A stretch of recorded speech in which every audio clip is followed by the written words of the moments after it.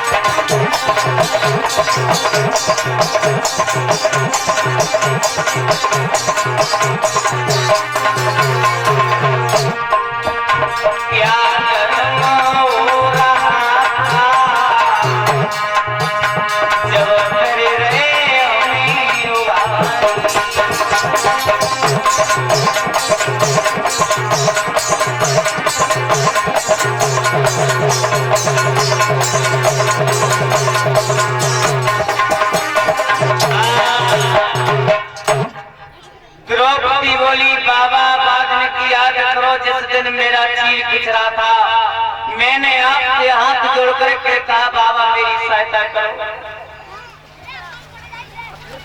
तो बड़ी सभा में स्त्री को नग्न किया जाए माँ धर्म हो रहा था कि पाप।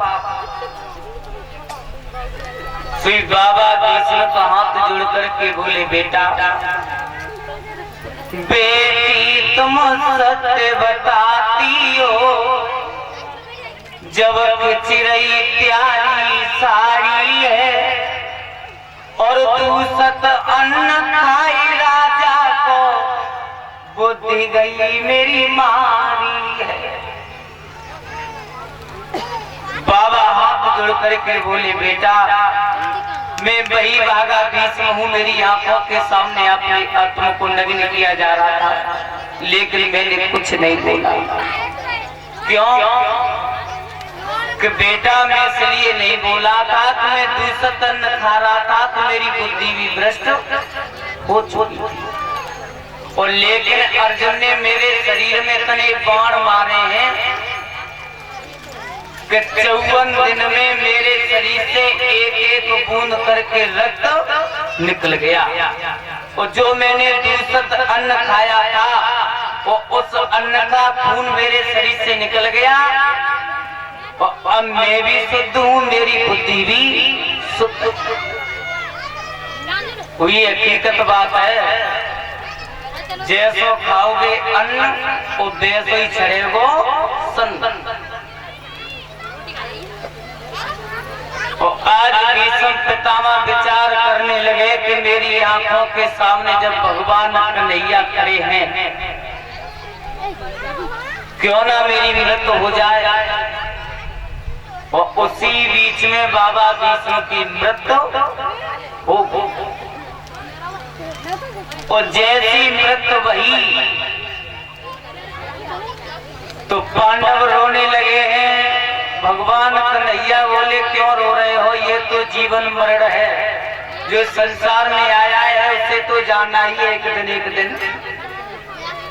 पांडवों को भगवान कन्हैया ने समझाया और समझाने के बाद में धर्मराज को कन्हैया बोले कि धर्मराज हाँ अब तुम देश के राजा हो, तो ऐसा करो कि अब हम अपने घर जाना चाहते हैं। तो धर्मराज ने अर्जुन को कन्हैया के साथ में भेजा और भगवान कन्हैया द्वारका में पहुंचे।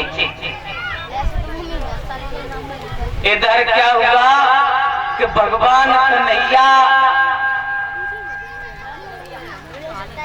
वैकुंठ धाम को चले गए।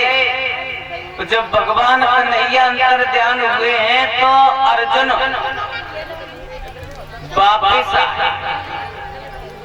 और जैसी वापिस आए तो धर्मराज बोले अर्जुन बड़े दिनों में लौटे हो, हमारे भगवान कन्हैया कैसे रहते हैं। अर्जुन हाथ जोड़ करके बोले कि भगवान कन्हैया तो चले गए। और जब इतनी बात कुंती ने सुनी तो माता बहना को जब हो गया।